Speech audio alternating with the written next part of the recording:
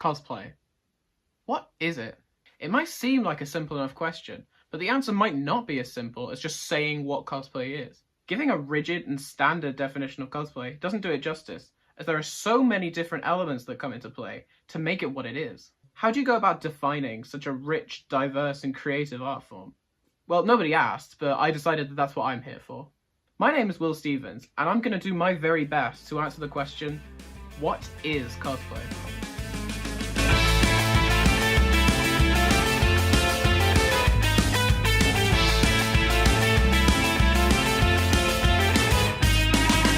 Now, I knew it wasn't going to be easy to answer this question, so I did what any good documentarian would do. I did my research. I combined years of experience, months of research, and spoke to some experts, and I was able to compile my findings in a neat, organized, and coherent structure.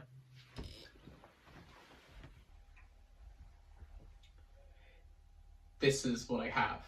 Now, I know it may not look like much, but I believe that everything I have here will help me answer this pivotal question. To condense it all as best as I could, I've split it into 3 separate categories, each with their own expert interviews. I'll go through each segment in detail to properly get all the information across, and I'll begin with the first, cosplay as an art form. The dictionary defines cosplay as the activity or practice of dressing up as a character from a work of fiction.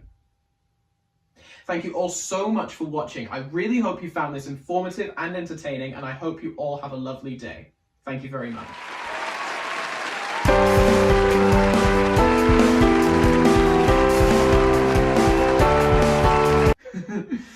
No, sorry, we're not quite done here yet. As I said before, cosplay is too layered and too important to just say the dictionary definition and have that be that.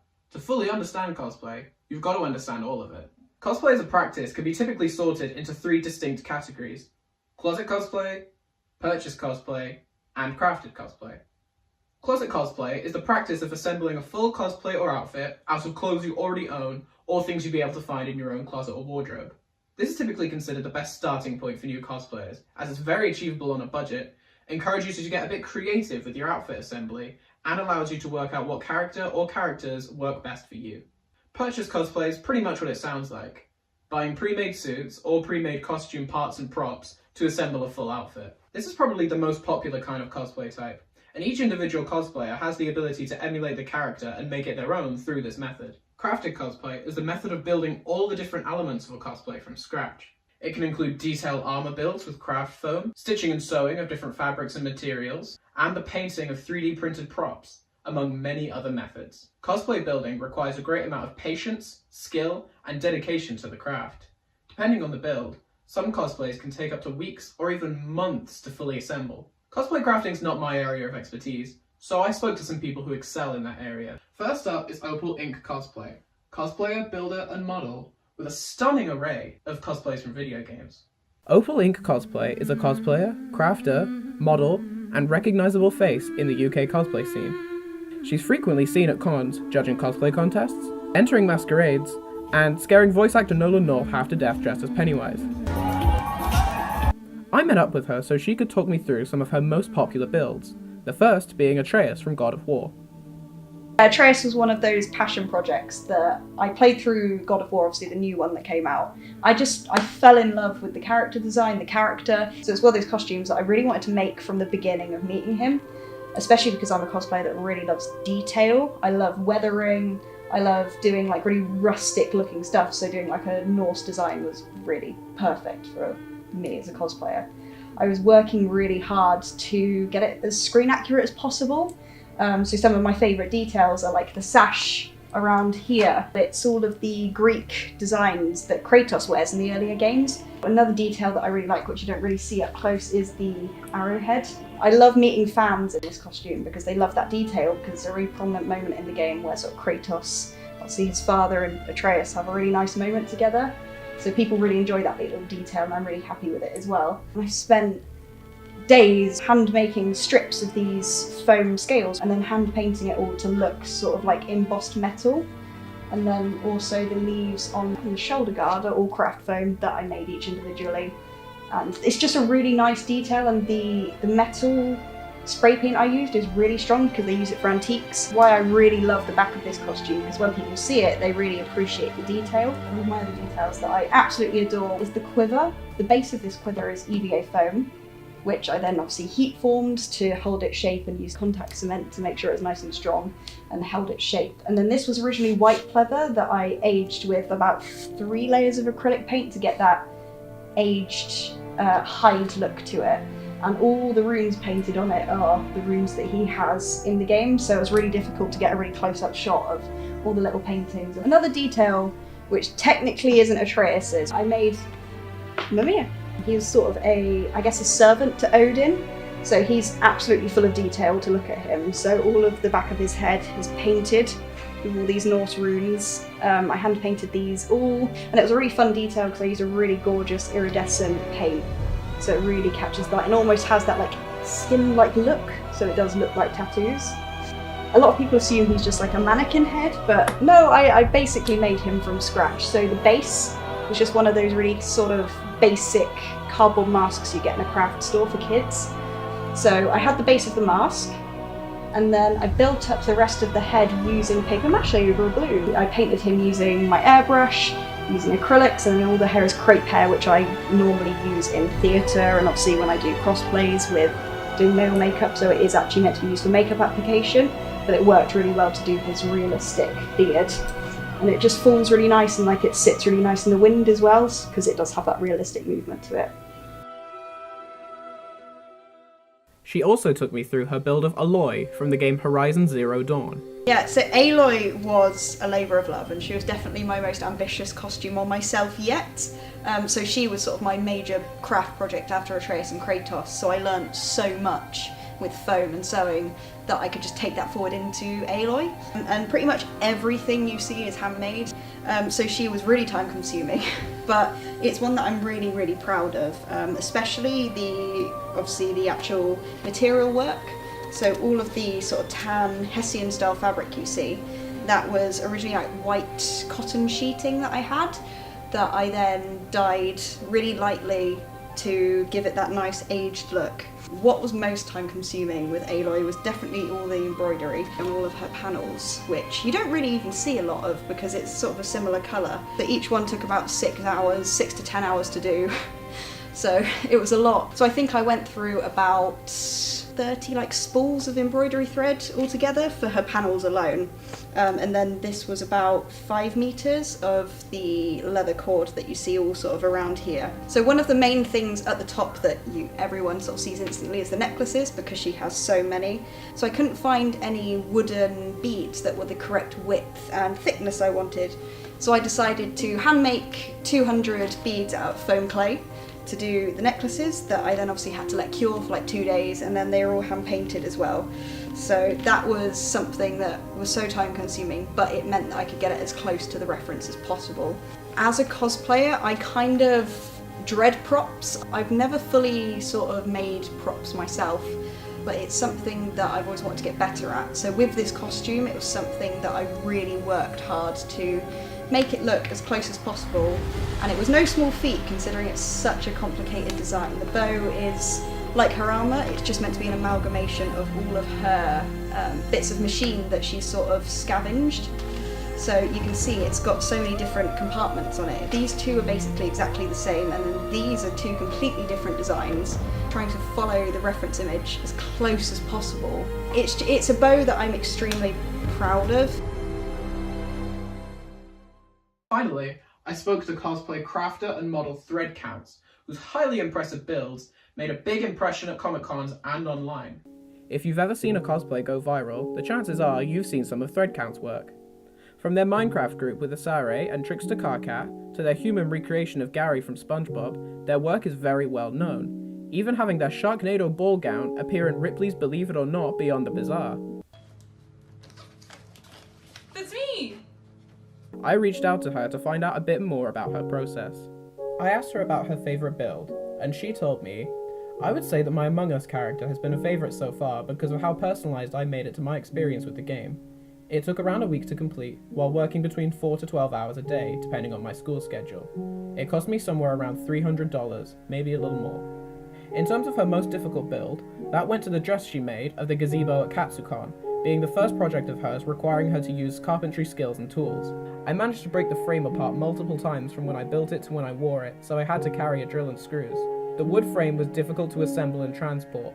It wasn't packable, so I had to drive 20 hours each way to Katsucon instead of flying with it or shipping it. The lace panels on the sides took me around 20 hours making by hand, and the rest of the sewing and decoration probably took twice as long. I'm really into using nice, luxury, extravagant materials for my builds, so I find it really satisfying to take materials that I spent a long time and a lot of money gathering and carefully turning them into a project worth their value. To summarize the reaction her cosplays have garnered, she said, "My cosplays have gone viral online several times, which is always exciting. However, because I make a lot of mainstream media content, my work is often reposted and used for profit without credit by people who don't respect cosplay as an art. Showing off a cosplay at a convention is far more fun than posting it online, at least for me."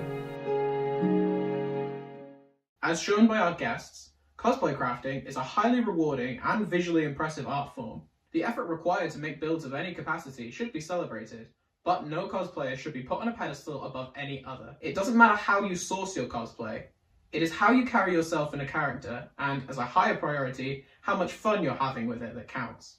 Cosplay is a hobby that's best shared with friends and other like-minded people, and in this day and age, it's never been easier to share your passion with a large group of peers. This is typically done through the realm of social media, being able to share our cosplays to a much wider audience. This brings me to my second segment, cosplay as a social media phenomenon.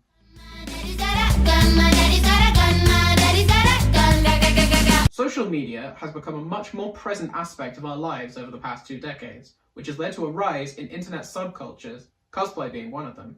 In recent years, cosplayers have turned to social media to show off their craft, most commonly on the apps Instagram and TikTok, and it has become a much more popular interest as a result of it. Cosplayers on social media can track their cosplay journey, make friends in the community, and even amass a sizable audience of followers and even fans. To get a deeper understanding of what it means to have amassed a large audience through making cosplay content, I spoke to popular cosplayers Foxberry Cosplay, Prince Welcome Matt, Ava Lee, to get their unique perspective. Foxberry Cosplay, Prince Welcome Matt, and Ava Lee are 3 prominent cosplayers on Instagram and TikTok whose content is enjoyed by their fans all over the world. I asked these cosplayers a few questions to get an idea of their relationship with cosplay and social media. I feel like my start was when a certain person named Caleb Finn did one of my videos and it blew up. It was the Loco Maniac. I'm gonna show you Loco Maniac, sick bitch, psychopath. For some reason, people really liked that. I'd gotten like 20,000 followers over the course of like 6 hours, which was double the amount of followers I had at the time. And over the course of the next few days, it kind of boosted me up to like 200,000 followers. It was like nuts. Basically, in 2018, I cosplayed Robbie Rotten, and that was a big mistake, but also a blessing. I cosplayed him exactly 1 week before the actor for him passed away. Because of that, people took my videos onto specific meme pages, deemed me as cringy, but more importantly, deemed me as making fun of the actor who died to their millions of followers. And I went from having like 4,000 followers to like 80,000 followers overnight. Definitely my Candace Flynn cosplay that I posted on TikTok. Right after one of the videos blew up, people put my video on Twitter, which I do not have a Twitter at all, personal or cosplay, and it blew up from there. After that, I decided to do Lydia Dietz cosplay, and that also took off really well, and again was being shared around on YouTube and stuff that I was not aware of. So I want to say around that same time last year. If you have a large amount of people around you, you're the person who decides what kinds of things are said in your comment section. The people surrounding me echo the kind of vibes that I want to generate in the world. The effect that I have on people when it comes to like the simplest of things. Like every time I do a live stream or something really interactive, even just posting a video on my Instagram story or something, and I tell people like, oh, just stay hydrated for today, I will literally get comments like days after being like, hey, you told me to do that, and I did what you said to do. And I was like, wow, I have that effect on people, whether I like believe it or not. It makes it so I can like do this full time. Like this is basically my job. that's one of them. Very grateful for that, obviously. It was kind of always like a dream of mine to be like a YouTuber or like an influencer. And I know a lot of people have that dream in like this modern time, so that shit's crazy. Definitely brought the cosplay community to light a whole lot more. I feel like, obviously, I'm not in high school and middle school anymore, but I feel like if I started cosplaying at the time, I would probably get picked on a whole lot more. I feel like specifically like TikTok itself has brought so much more light to cosplayers and cosplaying. I feel like it's really launched cosplay into the mainstream, specifically on TikTok. Up until like last year, probably, cosplay was it's a pretty niche thing, you know? Like, a lot of people knew about it and did it, obviously, but now that there's like a place to really post your cosplay and like make videos and like have fun in your room with cosplay, I think that it's gotten a lot more traction. It's made it bigger.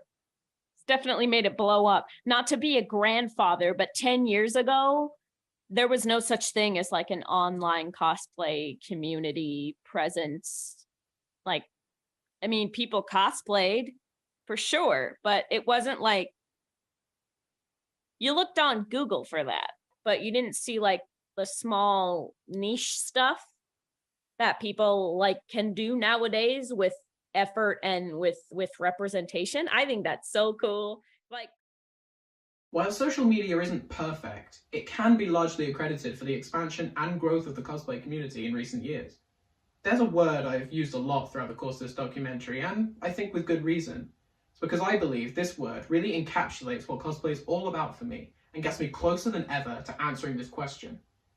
This brings me to my final segment, cosplay as a community. Cosplay is something that is held near and dear to so many people all over the world. From being able to meet with long-distance friends and partners at Comic-Cons, to being proud of a cosplay you've posted online and having others share in it too, to working on a cosplay for so long and having it be complete and it all coming together and being worth it. The cosplay community makes cosplay what it is. See, even with all my research and prep, I knew that I simply couldn't answer the question, what is cosplay, on my own. I knew that I would need help. So, cosplayers, tell me, what is it you love about cosplay? Really, with cosplay, you can make it your own. Seeing the diversity in the community. You could really see your growth as time progresses. Such a good sense of community is the amount of passion inside of it.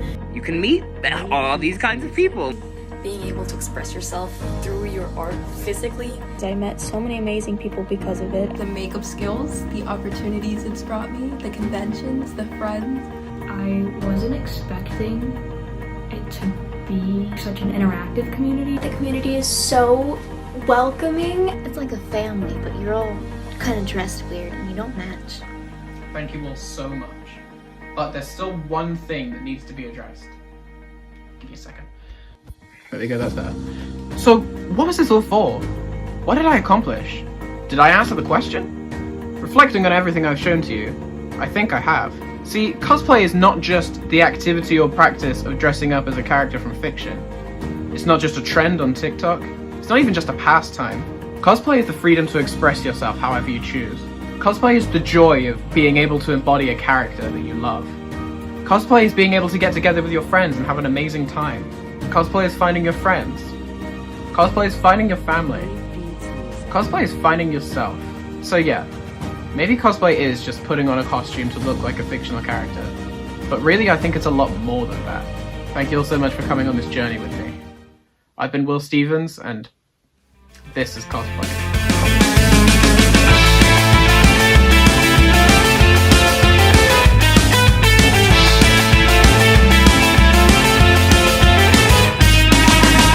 It started with the hay, loft a creaking, well it just started